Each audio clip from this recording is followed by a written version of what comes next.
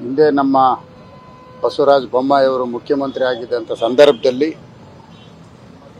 ಇದಕ್ಕೆ ವಿಶೇಷ ಅನುದಾನ ಕೊಟ್ಟು ಅನುದಾನ ಕೊಡುವಂಥ ಸಂದರ್ಭದಲ್ಲಿ ಇದು ನಮ್ಮ ರಾಜರಾಜೇಶ್ವರಿ ವಿಧಾನಸಭಾ ಕ್ಷೇತ್ರ ಮತ್ತು ಪದ್ಮನಾಭನಗರ ವಿಧಾನಸಭಾ ಕ್ಷೇತ್ರ ಎರಡೂ ಸಹ ಜೊತೆಯಲ್ಲಿರುವಂಥದ್ದು ಬಾರ್ಡರ್ಗಳು.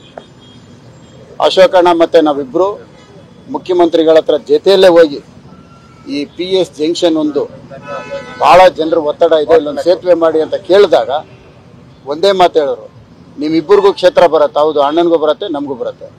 ಇಮ್ಮಿಡಿಯೇಟು ಕರೆದ್ಬಿಟ್ಟು ಅಫಿಷಿಯಲ್ಸ್ನ ಅದೇನು ಗ್ರಾಂಟ್ ಬೇಕು ಅದನ್ನು ಕೊಟ್ಬಿಟ್ಟು ವರ್ಕ್ ಇಮ್ಮಿಡಿಯೇಟ್ ಸ್ಟಾರ್ಟ್ ಮಾಡಿ ಆಮೇಲೆ ಟೆಂಡರ್ ಕರೆದು ಎಲ್ಲ ಮಾಡಿ ಇದನ್ನ 2 ವರ್ಷದಿಂದ ನಿಂತೋಗಿತ್ತು.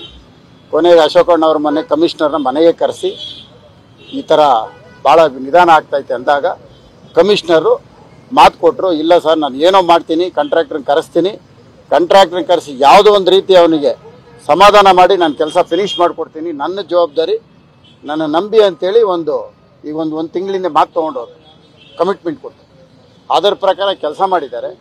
ಇದೇ ಥರ ಇವಾಗ ನಮಗೆ ಜಾಲಹಳ್ಳಿ ಕ್ರಾಸು ನಿಂತೋಗಿದೆ, ಅನ್ನಪೂರ್ಣೇಶ್ವರಿ ನಿಂತಿದೆ, ಕೆಂಗುಂಟೆ ನಿಂತಿದೆ, ಉಳ್ಳಾಳು ನಿಂತಿದೆ, HMT ನಿಂತಿದೆ, ಎಲ್ಲ RR ನಗರ ನಿಂತಿದೆ.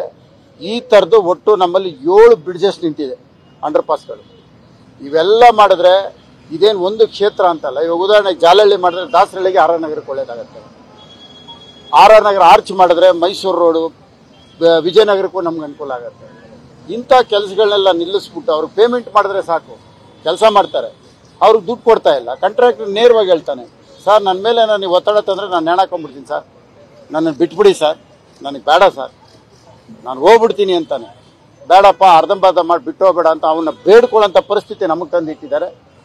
ಏನೋ ಒಂದು ನಮ್ಮ ಶ್ರಮ ಇವತ್ತು ಸಾರ್ವಜನಿಕರಿಗೆ ಇವತ್ತು ಒಂದು ರಿಂಗ್ ರೋಡ್ನ ಹೊಸಕೆರೆಹಳ್ಳಿ ಟ್ರಾಫಿಕ್ ಫ್ರೀ ಮಾಡೋಂಥ ಒಂದು ಉತ್ತಮವಾದ ಕೆಲಸ ಮಾಡಿರೋದು ನಮ್ಮ ಸರ್ಕಾರದ್ದು. ಅಂದಿನ ಮುಖ್ಯಮಂತ್ರಿ ಬಸವರಾಜ ಬೊಮ್ಮಾಯಿ ಅವರು, ಅಶೋಕಣ್ಣ ಅವರು, ಇವರು ಎಲ್ಲರ ಒತ್ತಡ ಇವತ್ತು ಈ ನಮ್ಮ ರಾಜರಾಜೇಶ್ವರಿ ವಿಧಾನಸಭಾ ಕ್ಷೇತ್ರ ಪದ್ಮನಾಭನಗರ ಕ್ಷೇತ್ರಕ್ಕೆ ಭಾಳ ಒಳ್ಳೆಯದಾಗಿದೆ. ಇಂಥ ಒಂದು ಕೆಲಸಗಳು ನಮಗೆ ತೃಪ್ತಿ ಕೊಡುತ್ತೆ. ಈ ಕೆಲಸಗಳು ನಿಂತಿರೋ ಮಾಡಿದ್ರೆ ಸಾಕು.